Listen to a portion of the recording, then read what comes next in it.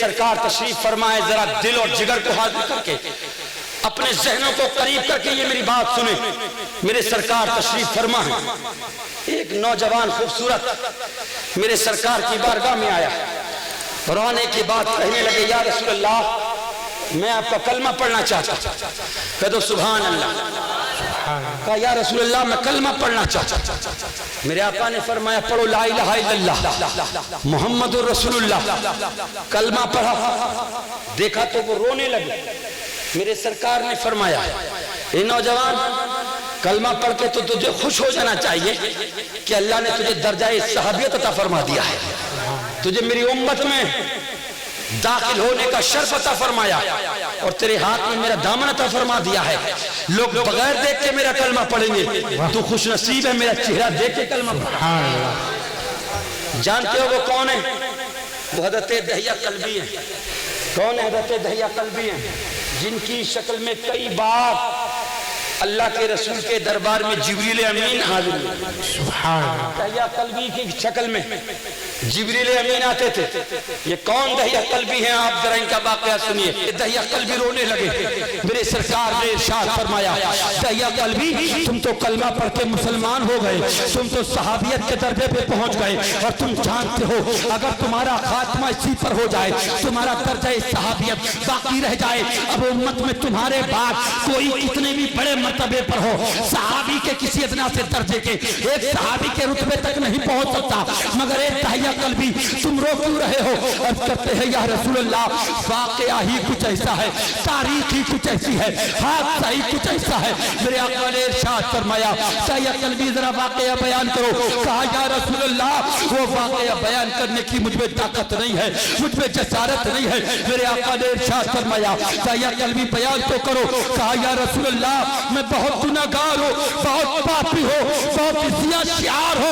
मेरे आका ने फरमाया, कलमा पढ़ने से पहले तुमने जितने भी गुनाह किए थे, हालत कुफ्र में तुमने जितनी भी ज़ियाशियारी करी थी, जितनी भी तुमने गुनाहगारी बदकारी बदअमालियां की है, उस कलमे तैयबा की बरकत से अल्लाह ने तुम्हारे गुजरे हुए सारे गुनाहों को माफ कर दिया है और तुम्हें ऐसा बना डाला जैसे कि तुम अभी माँ के पेट से पैदा हुए हो। अर्ज करते हैं, या रसूल अल्लाह, ये तो बरहक है, मैंने कलमा पढ़ लिया, मैं ईमान वाला हो गया, मगर जो हादसा मेरे सामने हुआ है, जो वाकया मेरे साथ हुआ है, सरकार उसकी तकलीफ मैं आज भी महसूस कर रहा हूँ, सरकार उसका दर्द मैं आज भी महसूस कर रहा हूँ। मेरे आका ने फरमाया, दहिया कल्बी वो क्या है? अर्ज करते हैं, या रसूल अल्लाह, ज़माना जहलियत है, कुफ्र का बोलबाला है, जुल्म पर बरियत औज पर है। सरकार एक कबीले का, मैं जिस कबीले में रहता हूँ, मेरे ही कबीले के लोगों ने मुझे अपने कबीले का सरदार बना दिया और सरदार बनाने के बाद उन्होंने एक एजेंडा पेश किया, उन्होंने एक राय पेश करी, आज के बाद जिस घर में भी बेटी पैदा होगी, उस बेटी को उसका ही अपना बाप अपने ही हाथों से गला दबाएगा, रेत पे गड्ढा खोदेगा, अपनी बेटी को अपने ही हाथ से दबाएगा। सरकार, मैं अमीर था, मैं अपने कबीले का सरदार था, अपने कबीले का सरगना था, मैंने उस पर दस्तखत कर दिए। सरकार, लोगों के यहाँ बच्चियां पैदा होती रही, बाप अपने हाथों से अपनी बेटी को दफन करता रहा, बाप अपने हाथों से अपनी बेटी का गला दबाता रहा। सरकार, मेरी बीवी भी उम्मीद से हो जाती है। उसी दौरान मुझे तिजारत के लिए बाहर जाना पड़ा।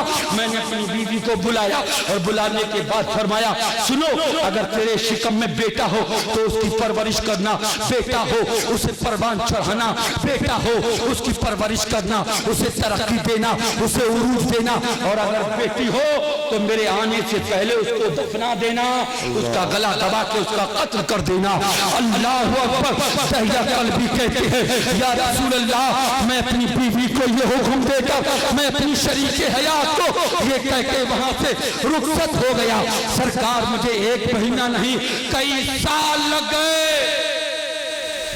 जब एक जमाने के बाद मैं लौटा और लौटने के बाद जब मैं अपने शहर आया और शहर आने के बाद जब मैं अपने मोहल्ले आया और मोहल्ले आने के बाद जब मैं अपने दरवाजे पे आया, मैंने कुंडी बजाई। कहते, या रसूल अल्लाह, रोने लगे, आंखें अश्कबार हो गई। सरकार, अचानक दरवाजा खुला तो देखा मैंने उस दरवाजे पर एक चांद सी सूरत, नन्ही सी मूरत, हुस्नो जमाल की मलका, जमाने में यक्ताए रोजगार, एक छोटी सी बच्ची दरवाजे पे खड़ी है। सुभान अल्लाह। उससे पूछती है कौन हो? मैंने कहा मैं इस मकान का मालिक हूँ। दहिया कल्बी कहते सरकार, फिर मैंने उससे पूछा तू कौन? तो बच्ची मुस्कुरा के कहने लगी मैं इस मकान के मालिक की बेटी हूँ। दहिया कल्बी कहते हैं मेरा खून खौल गया, अंदर गया। बीवी ने देखा, मैंने कहा ये बच्ची किसकी है? माँ तो माँ होती। बीवी से पूछते ये बच्ची कौन है?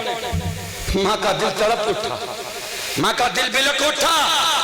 जल्दी से जबान से निकला सरताज ये पड़ोस की बच्ची है। बच्ची ने कहा नहीं, आने वाले नौजवान ये मेरी माँ है और मैं इस घर की मालिकन की बेटी हूँ। दहिया कल्बी ने ये सुना, जोश और जज्बा, गजब, गुस्सा होश पर आया। बेटी का हाथ पकड़ा, माँ बीच में आ गई।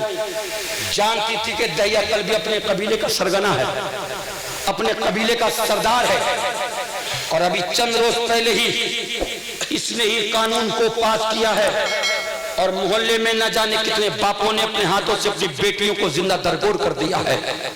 जिद्दी है दहिया कल्बी, बेटी का हाथ पकड़ा। दहिया कल्बी कहते या रसूलल्लाह मैं उस मंजर को नहीं भूल सकता। मेरी बीवी मेरे कदमों से लिपट गई और मुझसे कहती है दहिया तुम मुझे और मेरी बेटी को इस मकान से निकाल दो। मैं कहीं जाकर किसी के घर में नौकरी कर सकती हूँ, मैं किसी के बर्तनों को साफ करके, किसी के घर की साफ सफाई करके मैं अपना अपनी बच्ची का पेट भर सकती हूँ, मगर खुदा के लिए मुझसे मेरी बच्ची को न छीनो। दहिया कल्बी ने अपनी बेटी का हाथ पकड़ा, माँ दूसरी तरफ बच्ची का हाथ पकड़े है। दहिया कल्बी ने झटका दिया, बच्ची के हाथ से माँ का हाथ छूटा और वो बच्ची बेबस होकर दहिया कल्बी के कदमों पे गिर गई। फरमाते हैं अर्ज करते या रसूल अल्लाह मैं घसीटता हुआ उस बच्ची को दरवाजे पे लाया। बच्ची थी ना वाकिफ थी, नहीं जानती थी कि मेरे साथ क्या होगा। हाथ पकड़ के खींचने वाला ये कोई दरिंदा नहीं है, ये कोई भेड़िया नहीं है, ये कोई दुश्मन नहीं है, ये कोई मगलूब नहीं है, ये उसका अपना ही बाप है। मगर जमाने ने, हालात ने, समाज ने, मुआशरे ने उसे उसके बाप को इतना दुश्मन बना डाला था। अल्लाह अकबर। हज़रत दहिया कल्बी अपनी बेटी का हाथ पकड़ते हैं, जंगल की तरफ को घसीटते हुए लेके चले जाते हैं। बच्ची बाप के कहरो गजब से जब वाकिफ हो जाती है तो तड़प के कहती है बाबा जान आप मुझे छोड़ दो, मैं आपसे कोई खिलौना नहीं मांगूंगी, मैं आपसे कोई चीज नहीं मांगूंगी, मैं आपसे कोई डिमांड, कोई ख्वाहिश, कोई आरज़ू नहीं करूंगी, मुझे छोड़ दो। दहिया कल्बी कहते या रसूल अल्लाह मैं बच्ची को लेके गया, मैंने कहा बेटा ना घबराओ, मैं तुम्हारा बाप हूँ, मैं तुम्हें मेले की तरफ लेके जाना चाहता हूँ। बच्ची थी ना समझती, बाप की बातों में आ गई। थोड़ी ही दूर जाती है, एक जंगल पड़ा, जंगल के किनारे बेटी को बिठा दिया। दहिया कल्बी कहते या रसूल अल्लाह कुदाल हाथ में थी, मैंने गड्ढा खोदना शुरू किया और जब गड्ढा मेरी बेटी के मुड्ढों के बराबर खुद गया, मैंने अपनी बेटी को देखा। बेटी दौड़ती हुई आई और आके कहने लगी बाबा जान आप धूप में इतनी मेहनत कर रहे हैं, करीब आओ। बेटी का दिल बेटों के मुकाबले पे बहुत नरम होता है। छोटी सी ओढ़नी उठाई, बाप के माथे को पोंछा और कहा मेरे बाप गर्मी बहुत है, आराम कर लें। मगर वो बेटी क्या जानती थी कि वो बाप कोई तालाब नहीं खोद रहा है, कोई कुआं नहीं खोद रहा है, वो अपने ही हाथ से अपनी बेटी की कब्र खोद रहा है। बेटी आज भी आया, मैंने अपनी बेटी को करीब बुलाया, बेटी करीब आई, अपने दुपट्टे से मेरे माथे को साफ करना चाहती थी। सरकार मैंने अपनी बेटी का हाथ पकड़ा और उसी गड्ढे के अंदर मैंने खींचा। अभी मेरी बेटी मेरे इरादों से न वाकिफ थी, मेरी खूंखारियत से न वाकिफ थी, मेरी सफाकी से न वाकिफ थी, मेरी हैवानियत से न वाकिफ थी। मैं बाहर निकला, रेत को गड्ढे में डालने लगा, कुदाल से गड्ढे को पाटने लगा। मेरी बेटी जब कमर कमर तक दब गई, अब भी उसको यकीन नहीं था। वो सोचती थी एक बात, अपने हाथों से बेटी को कैसे दबाएगा, एक बाप अपनी बेटी को कैसे मौत की नींद सुला देगा, कैसे या रसूल अल्लाह। जब मेरी बेटी मुद्दों तक दब गई तो वो समझ गई मेरा बाप ही मेरा कातिल है, मेरा बाप ही मेरा दुश्मन है। तो उसने सर उठाया और किया, परवरदिगार अब तो वो रसूल भेज दे जो मेरे पास आने वाली बेटियों की हिफाजत करे, आने वाली मेरी बेटियों की हिफाजत करे। नबी ने इतना सुना तो फरमाया, अल्लाह हर बेटी वाले को मेरे साथ जन्नत में आला मकाम अता फरमाए।